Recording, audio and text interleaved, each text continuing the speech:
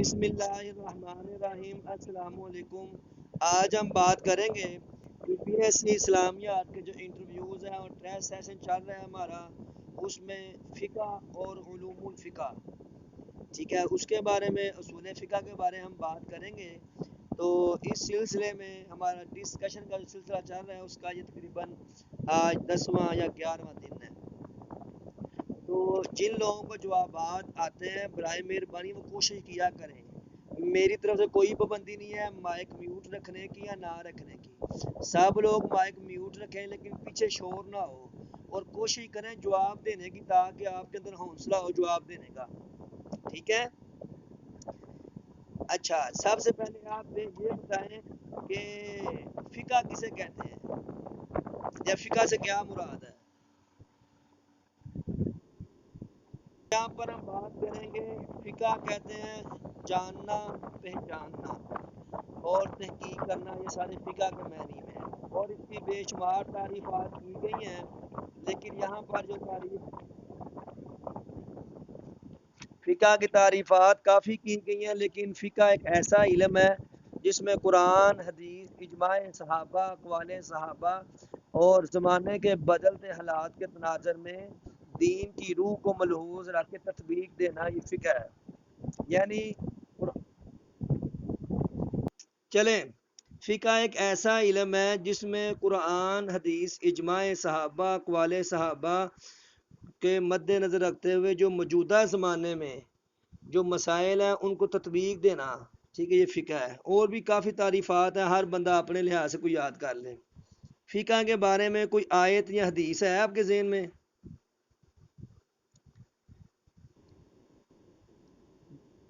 یاد رہے یہ ہم نے تقریباً، جی بتائیں۔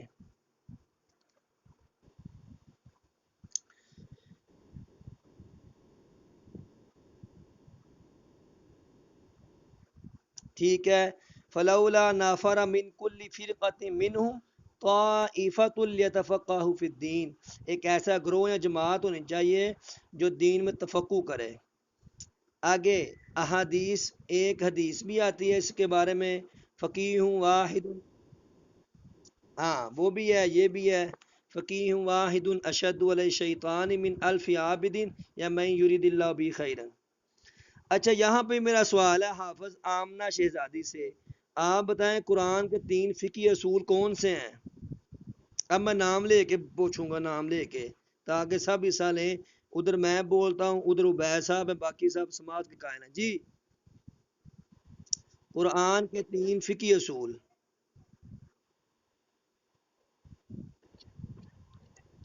جی آپ بتائیں۔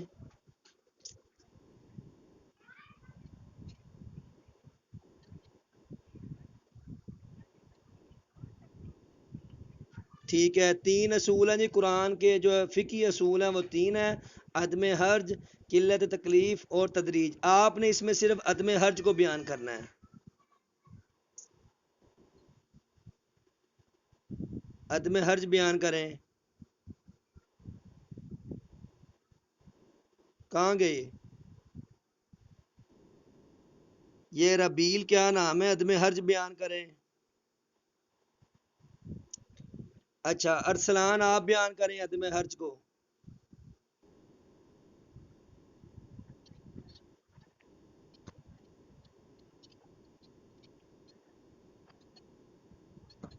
پہلے آپ اس کی تعریف کریں، عدم حرج، عدم حرج کی تعریف کریں پہلے۔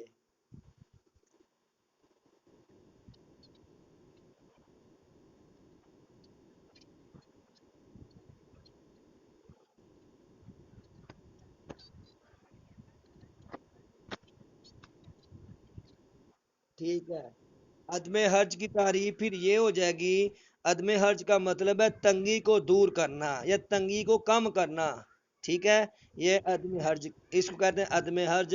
اور کافی زیادہ آیتیں بھی ہیں، ایک تو یہ ہے کہ لا یکلف اللہ نفسا الا وسعها، دوسری آیت ہے وَيَضَعُ عَنْهُمْ إِصْرَهُمْ وَالْأَغْلَالَ الَّتِي كَانَتْ عَلَيْهِمْ، آپ علیہ السلام کے بارے میں بتایا گیا کہ وہ ان پر ان کی بیڑیاں اور بوجھ کو اتارتے ہیں۔ دوسرا فقہی اصول ہے قلت تکلیف، ٹھیک ہے، لازمن عدم حرج کو جب ہم استعمال کریں گے اس کے نتیجے میں قلت تکلیف ہوگی، یعنی تکلیف کا کم ہونا، جیسے 4 رکعت نماز 2 ہو جانا، اور بیماری کی حالت میں روزے کا ساکت ہو جانا یا موقوف ہو جانا، اور سفر کی حالت میں قصر ہو جانا، اور پانی نہ ہونے کی حالت میں تیمم کا، یہ ساری۔ اب تدریج کیا ہے، اس کے 3 مراحل کون سے ہیں یہ بتائے گی آمنہ جوید، آمنہ کے امینہ جی بتائے۔ اس کو ہم کہیں گے تدریج، کہتے ہیں کسی شرعی حکم کو درجہ بدرجہ جو ہے نا نافذ کرنا، اور کیونکہ یہ جو شراب اور جوے کے احکامات تھے یہ اللہ نے درجہ بدرجہ کیے کہ یہ لوگ پختہ ہو چکے تھے ان باتوں میں۔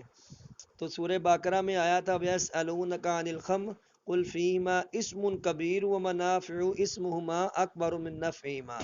پہلے یہ بتایا شراب کے بارے میں نفع بھی ہے نقصان بھی ہے، لیکن اس میں نفع بھی ہے نقصان، لیکن نقصان زیادہ نفع کم ہے۔ پھر دوسری میں آپ کے سامنے ہے کہ نماز کے وقت نہیں پینی، اور تیسری وہ بالکل۔ آگے ہم بات کرتے ہیں جی اجتہاد اور قیاس۔ کیا نبی علیہ السلام کے دور میں اجتہاد اور قیاس کی کوئی مثال ملتی ہے ہمیں؟ جی عبید صاحب، جی عبید صاحب۔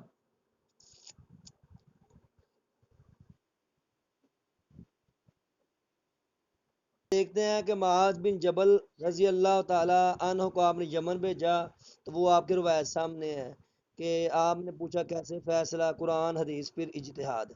وہ دوسری ایک یہ روایت ملتی ہے حضرت عمر رضی اللہ تعالی عنہ اور عمار بن یاسر رضی اللہ تعالی عنہ، یہ سفر میں تھے اور ان پر جو غسل فرض ہوا تو انہوں نے وہاں پر وضو والا جو ہے نا تیمم کیا اور غسل کے لیے وہی کیا، ٹھیک ہے۔ تو اس سلسلے میں جو ہے نا پھر آپ سے واقعہ سارا پیش کیا تو فرمایا جو غسل کا وضو کا تیمم ہے وہی غسل کے لیے کافی ہے۔ تو یہ ہمیں 1 2 واقعات ملتے ہیں۔ اچھا، استحسان سے کیا مراد ہے؟ استحسان، استحسان کہتے ہیں فقہا،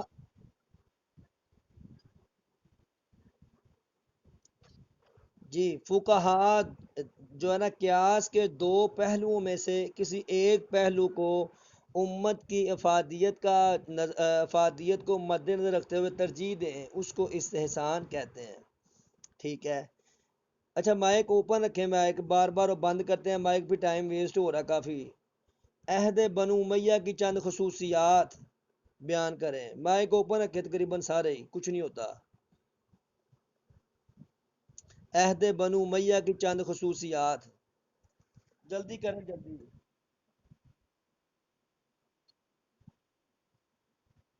کہ ان کی خصوصیات یہ ہے کہ مساجد بنائی گئیں، اور اس کے علاوہ مینار بنائے گئے، جامع مسجد دمشق بنائی گئی، تدوین حدیث کا کام شروع کیا گیا، ٹھیک ہے۔ تو یہ ان کی جو ہے نا زیادہ وہ ہے، لیکن جو علمی دور وہ زیادہ مشہور عباسی ہے۔ آپ بتائیں عباسی دور کو کیوں اہمیت زیادہ دی جاتی ہے؟ عباسی دور کو،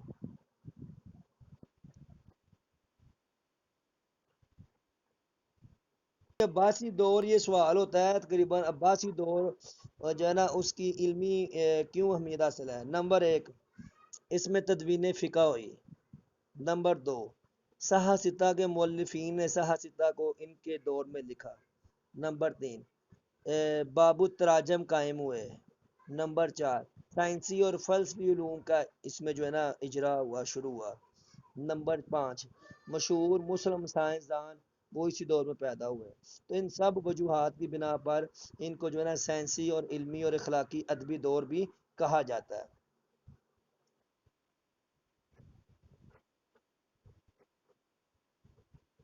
آپ بتا دیں یہ سارے وہی ہیں، جابر بن حیان، ابو القاسم زہراوی، یہ کون ہے؟ یہ سارے وہی ہیں۔ موسیٰ خوارزمی کون ہے؟ یعقوب الکندی کون ہے؟ یہ سارے وہی ہیں، ان کی دور میں ہی ہیں، یہ بنو میہ میں کوئی نہیں ہے، سارے ان کا دور ہے۔ اچھا جی آگے آپ بتائیں کوئی عباسی دور میں کوئی فقہ پر کوئی مشہور کتاب لکھی گئی ہو؟ بالکل آسان سوال۔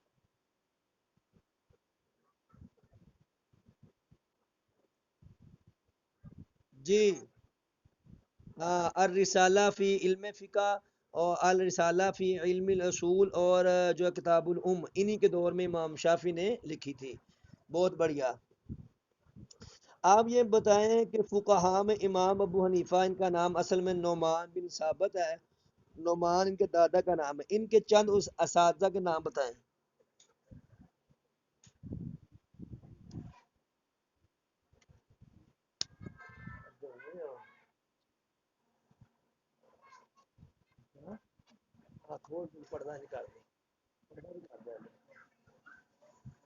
نہیں نہیں، امام جعفر ان کے دور کے نہیں ہیں۔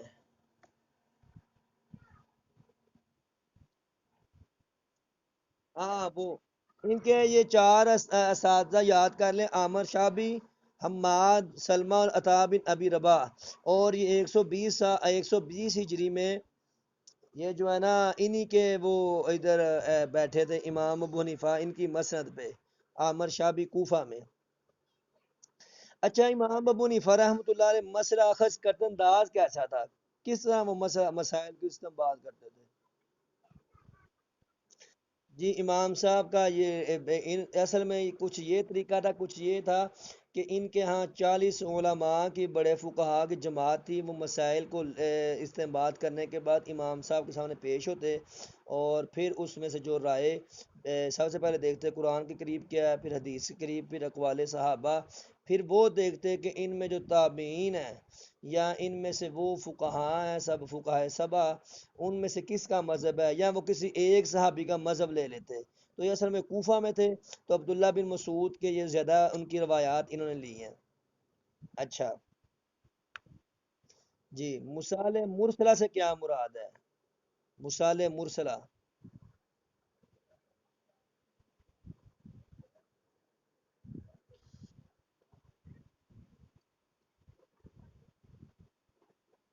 مسال مرسلہ سے مراد یہ ہے کہ مسائل اخذ کرتے ہوئے،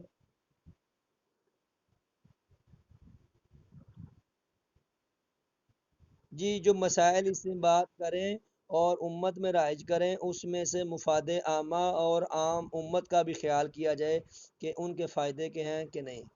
آگے، فقہ شافی کے کتنے حصے ہیں، کون کون سے ہیں، اور کیوں یہ کہا جاتا ہے اس کے اتنے حصے ہیں؟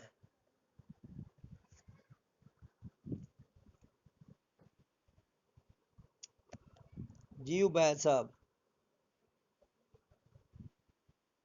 اچھا، فقہ شافی کے دو حصے ہیں، ایک قدیمی اور ایک جدیدی۔ جب یہ عراق میں تھے تو اس کو قدیمی کہتے ہیں، اور جب عراق کو چھوڑ کر یہ مصر میں آئے تو اس کو جدیدی کہتے ہیں۔ عراق میں تھے تو جی وہی اصل میں کبھی آپ نے پڑھا ہوگا کہ یہ پہلا فتویٰ بعد کا فتویٰ، یہ ہے اس طرح کا کوئی سسٹم ہے۔ ٹھیک ہے، جب عراق میں تھے ان پر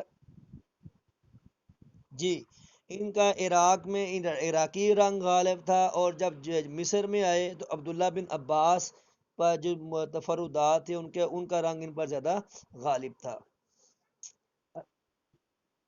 جی عراق قدیمی اور مصر جدیدی۔ آگے اچھا، یہ سوال ہوا ہے پہلے اس لیے میں نے کیا ہے۔ اچھا آگے، امام شافی کا یہ جو منہج اور اسلوب کیا ہے فقہ کو لکھنے کا؟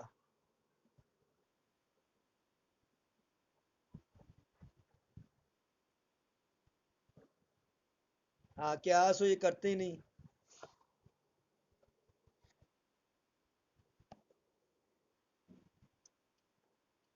جی ان کا یہی اصول ہے، قرآن حدیث اجماع صحابہ۔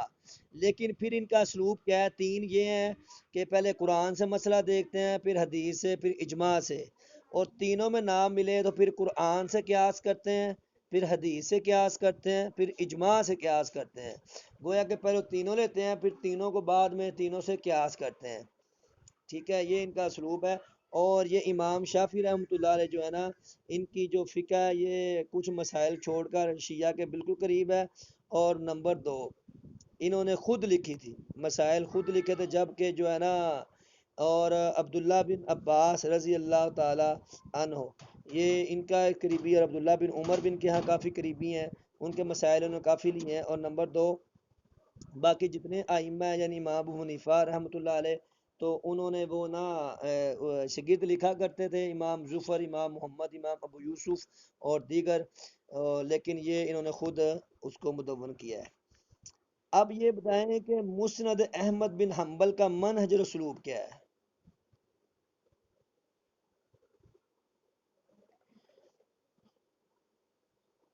اگر تو جی، مسند کی تعریف ہی یہی ہے، جس کو ایک ترتیب سے لکھا جائے، پہلے ایک بندے کی روایات، پھر دوسرے کی، پھر تیسرے کی ساری۔ تو انہوں نے بھی ایسے ہی کیا ہے، صحابہ کرام کی روایات، حضرت ابو بکر، حضرت عمر، حضرت عثمان، حضرت علی، پھر اس طرح ہر ایک کی روایات، 40,000 روایات ہیں اس میں، اور جن میں 10,000 تکرار کے ساتھ ہے۔ اچھا آگے، شیعہ حدیث کے بارے میں کیا لفظ استعمال کرتے ہیں، اور ان کے نزدیک حدیث کون سی چیز ہے؟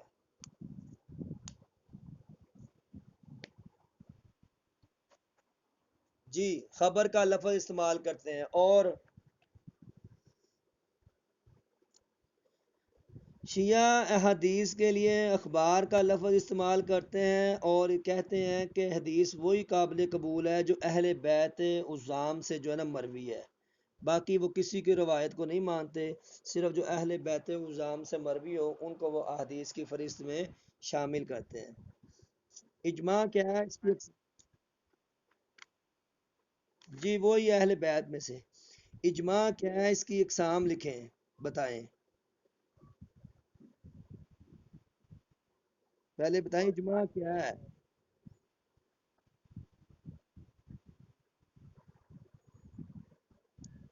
صحیح تعریف کریں جو ادھر پی پی ایس سی میں سنائی جائے۔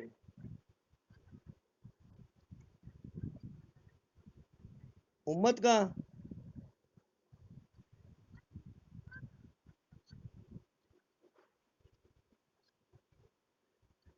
یہاں پر آپ مجتہدین لفظ استعمال کریں۔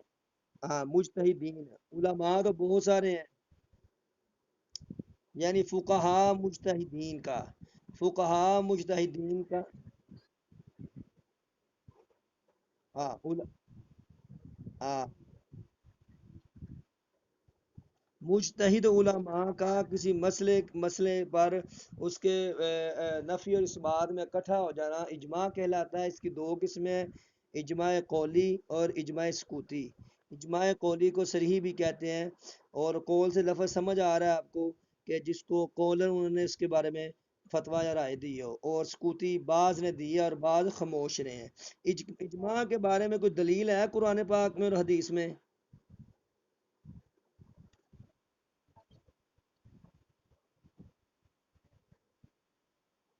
جی یہ تو حدیث ہو گئی۔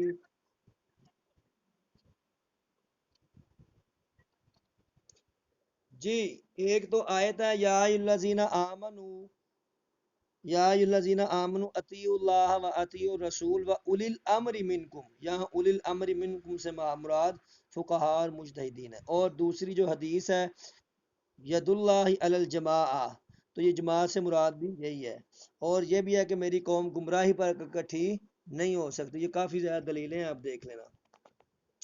آگے ہم بات کرتے ہیں قیاس اور اجتہاد میں کیا فرق ہے۔ جی، قیاس اور اجتہاد میں کیا فرق ہے؟ یہ قیاس اور اجتہاد، یہ جو قیاس ہے یہ اجتہاد کی ایک شکل ہے۔ دیکھیں، قیاس اجتہاد کی ایک شکل ہے۔ قیاس میں بھی جو ہوتا ہے نا، بندہ مشقت کرتا ہے، کوشش کرتا ہے، قیاس ایسے نہیں ہو جاتا۔ تو قیاس اور اجتہاد یہ دونوں کی شکلیں لازم ملزومی ہے، قیاس کہیں گے تو اجتہاد لازم ہے گا، اجتہاد کہیں گے تو قیاس لازم ہے۔ جی اجتہاد میں بھی سبب ہوگا تو فیصلہ مجتہد ایک فیصلہ دیتا ہے، اجتہاد میں بھی۔ جی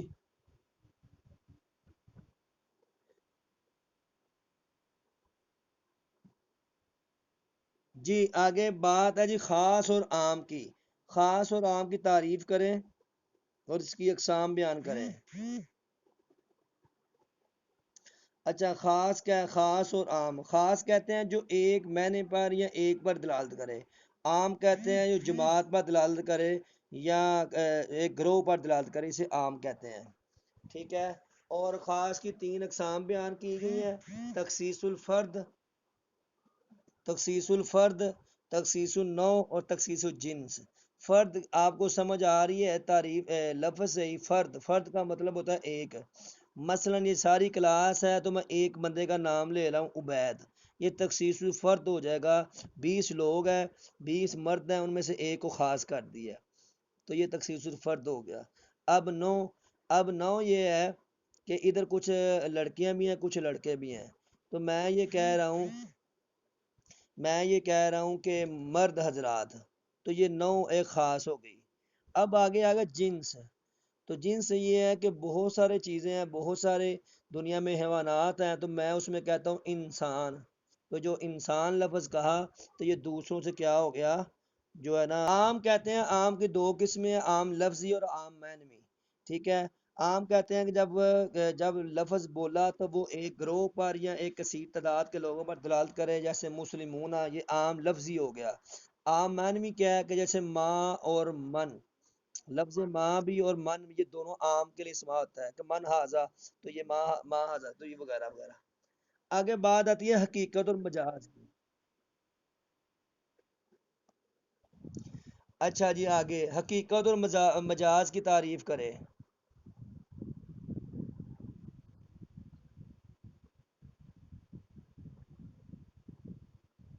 ٹھیک ہے،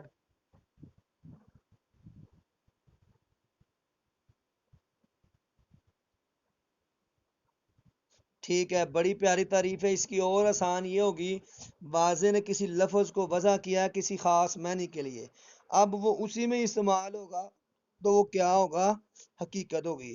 اگر دوسرے معنی میں وہ استعمال ہوگا تو وہ کیا ہوگا، مجاز ہوگا۔ جیسے قرآن میں آیا کہ وَارْکَعُوا وَاسْجُدُوا، ٹھیک ہے، رکوع کرو اور سجدہ کرو، جہاں رکوع سے مراد کیا ہے، نماز، رکوع سے کیا مراد ہے، نماز، یعنی فرض نماز کا حکم ہے۔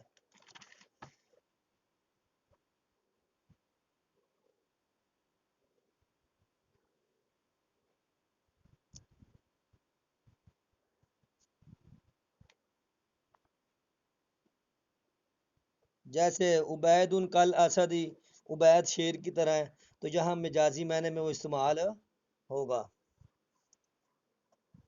اب یہاں پر تین اقسام ہے جی حقیقت کی، وہ کون سی ہیں حقیقت کی تین اقسام؟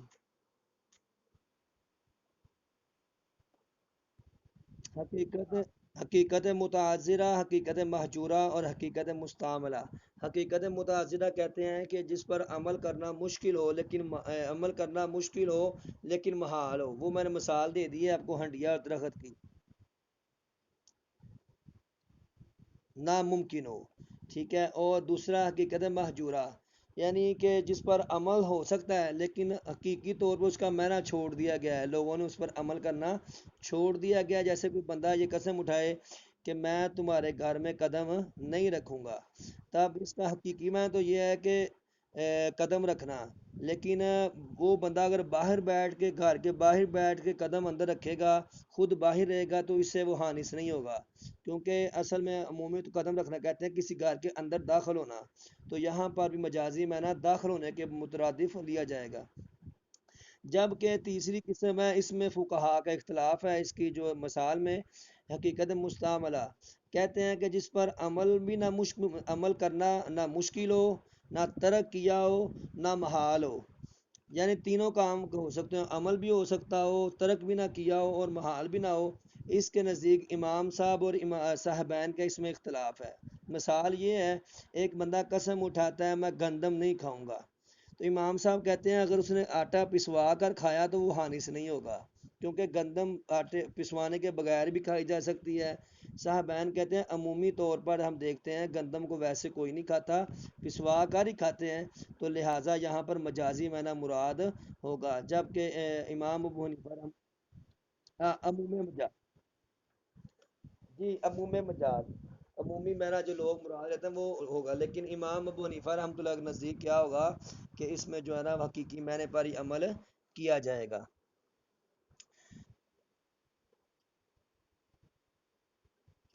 ٹھیک ہے،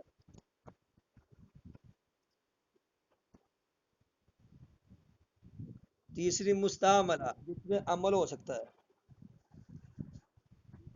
پہلا ہے متعذرہ، دوسرا محجورہ اور تیسرا مستعملہ. ٹھیک ہے. اب یہاں پر بات کرتے ہیں. جی.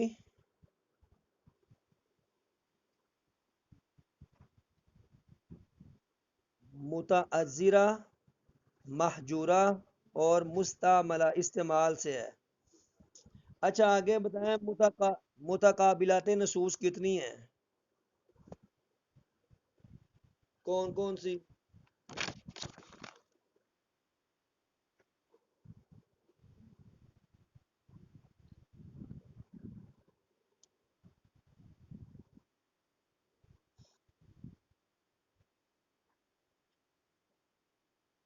اور متعلقات نصوص کتنے ہیں؟ کون کون سے؟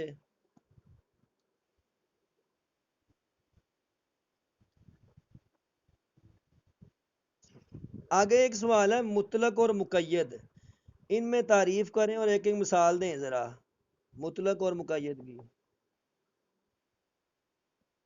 بڑی سمجھ آ رہا ہے بالکل. اچھا. اچھا مطلق اور مقید بالکل آسان تعریف یہ ہے. مطلق کہتے ہیں ایسا حکم جس میں کسی قسم کی قید نہ ہو. ٹھیک ہے. جیسے قرآن میں آیا جی الزانیۃ والزانی، زنا کرنے والا مرد عورت فجلدو کل واحد منہما میۃ جلدہ، 100 کوڑے. اب یہ مطلقاً حکم ہے زانی کے بارے میں. مقید کہتے ہیں ایسا حکم جس میں جس کو مشروط کرتے ہوئے کسی قسم کی قید لگائی گئی ہو.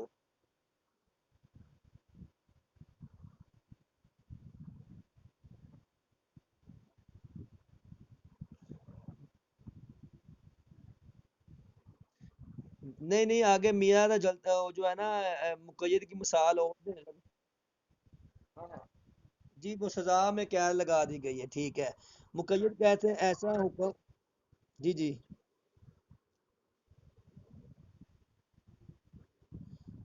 کوڑے. ٹھیک ہے.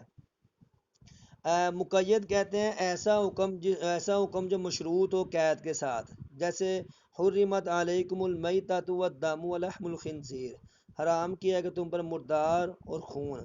تو یہاں پر خون پہلے تو کیا تھا مطلقاً خون تھا، لیکن جب ہم حدیث پاک پڑھتے ہیں اس میں فرمایا گیا دو خون حلال ہیں، تلی اور کلیجی. تو دمم مسفوحہ حرام ہے مگر تیلی اور کلیجی حلال ہے. تو گویا کہ دمم مسفوحہ کو مقید کر دیا گیا ہے، یعنی ان کو ایسا خون جو بہہ جائے.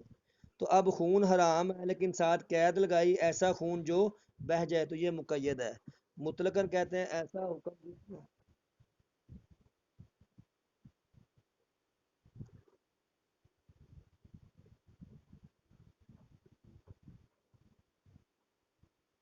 جی مقید کرتی ہے. ٹھیک ہے. آگے آتا ہے جی ملائنہ سے کیا مراد ہے؟ ملائنہ. اور کس نے لعان کیا تھا؟ لعان کرنا اور کس نے لعان کیا تھا؟ عامر اجلانی اور حلال بن امیہ نے. ٹھیک ہے.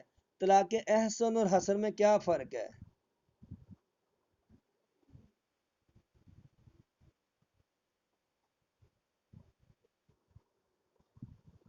طلاق احسن اور حسن. طلاق احسن یہ ہے کہ ایک توہر میں طلاق دی اور چھوڑ دیا، دوسرا توہر، تیسرا توہر اور عورت فارغ، عدت گزر گئی. جبکہ طلاق حسن میں یہ ہے کہ ہر ایسا توہر جس میں دخول نہ کیا ہو اس میں ایک ایک طلاق ہر توہر میں دے.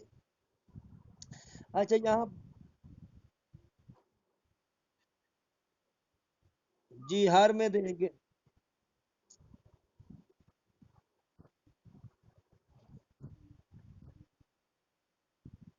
عدت دونوں میں گزرے گی. عدت جو ہے نا جب تین طلاقیں تین توہر گزر جائیں گے اس کے بعد عدت آئے گی. ٹھیک ہے. یہ کیوں نہیں؟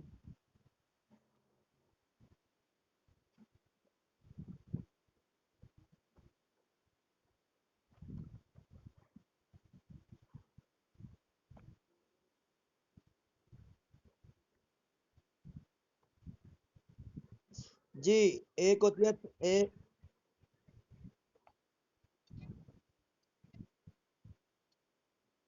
ایک طلاق یہ ہے کہ بندہ صراحتاً طلاق کے استعمال کرے تو یہ تو طلاق صریح طلاق ہوگی.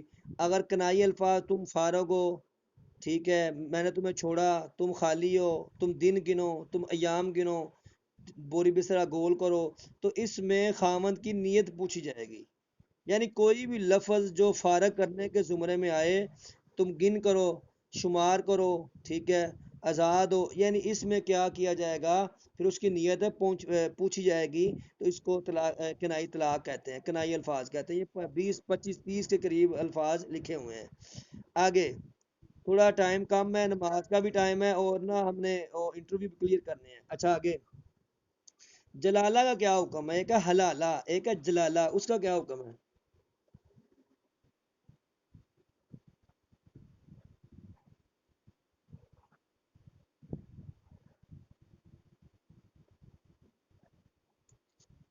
جی جلالہ کہتے ہیں ایسے ہی بکری، اونٹ یا گائے جو اکثر جس کا کھانا ہے وہ گندگی ہو. ٹھیک ہے، تو احناف کے نزدیک 40 دن اس کو باندھ کر کھانا کھلایا جائے گا. اس کے بعد وہ کیا ہے جی، ذبح کرنے کے لیے حلال ہے. اچھا یہاں پر ایک سوال ہے، پوسٹ مارٹم کا کیا حکم ہے؟ پوسٹ مارٹم کا کیا حکم ہے؟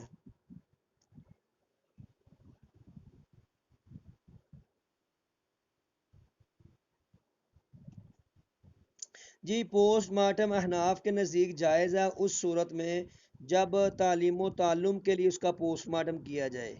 نمبر دو، یا کسی ضرورت مند کو اس نے ہبہ کر دیا ہے تو اس ہبہ کو پورا کرنے کے لیے پوسٹ مارٹم کیا جائے.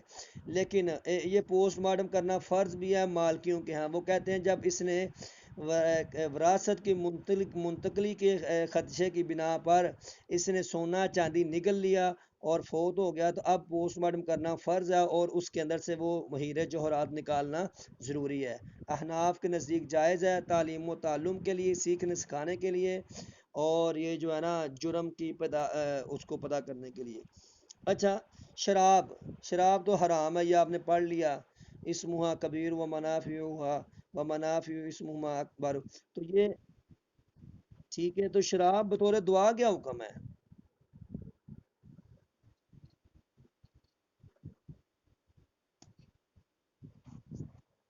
اور شراب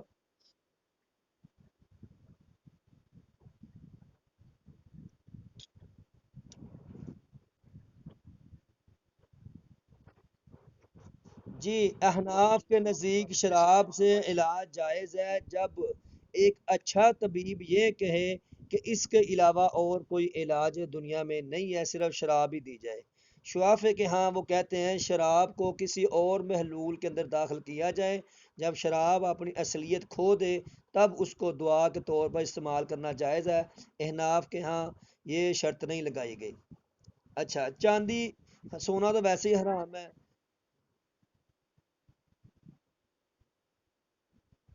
مثلا شراب کو پانی کے اندر تھوڑا مکس کیا جائے اور پانی کا غلبہ ہو جائے. اچھا چاندی کا کیا حکم ہے اور کتنی مقدار کی وہ وزن ہو تو تب پہننی جائز ہے؟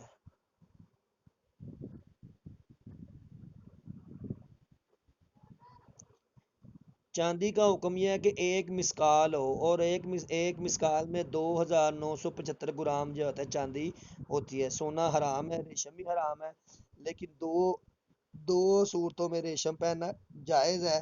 جنگ کی صورت میں کہ تلوار پھسل جاتی ہے اس پر، اور اگر خارش پڑی ہو، جیسی بیماری پڑی ہو کہ طبیب نے کہا ہو کہ تم ریشم کا کپڑا استعمال کرو، ان دو صورتوں میں جائز ہے، وگرنہ حرام ہے. یہاں پر ایک بات بتاتے ہیں، آخری مسئلہ ہے جی، آخری سوال ہے اس کا، کہ جو مال ہے، مال کو ماپنے کے کتنے طریقے ہیں، یا بیچنے کے یا تقسیم کرنے کے کتنے طریقے ہیں؟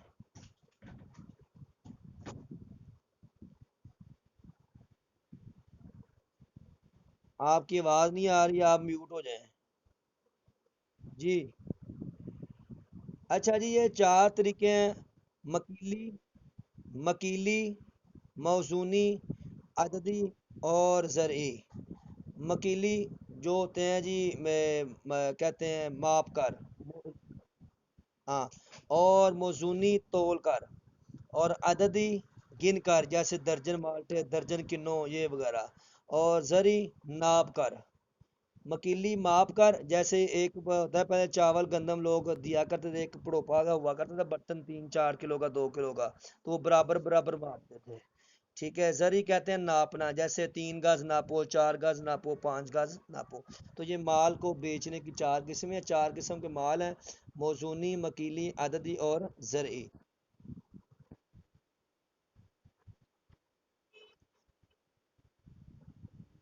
نا ماپ ایک ہوتا ہے ماپنا، ایک ہوتا ہے ناپنا. ماپ کہتے ہیں جیسے برتن میں چیز ڈال کے اوپر ہاتھ پھیر کے آٹا بندہ ماپتا ہے، 1 گڑوی 2 گڑوی. ہاں وہ ماپا ہے. اور جو ناپا ہے جیسے جو سوٹ کی لمبائی ناپتے ہیں. ٹھیک ہے. ایک ماپ ناپ اور دوسرا وزن اور تیسرا گننا. اچھا جی، یہ ہماری جو ہے نا یہ ہماری ہوئی ہیں اذان، اور یہ اذان سن لیں 15 20 منٹ میں ہم نا اپنا ایک دو انٹرویو کلیئر کرتے ہیں.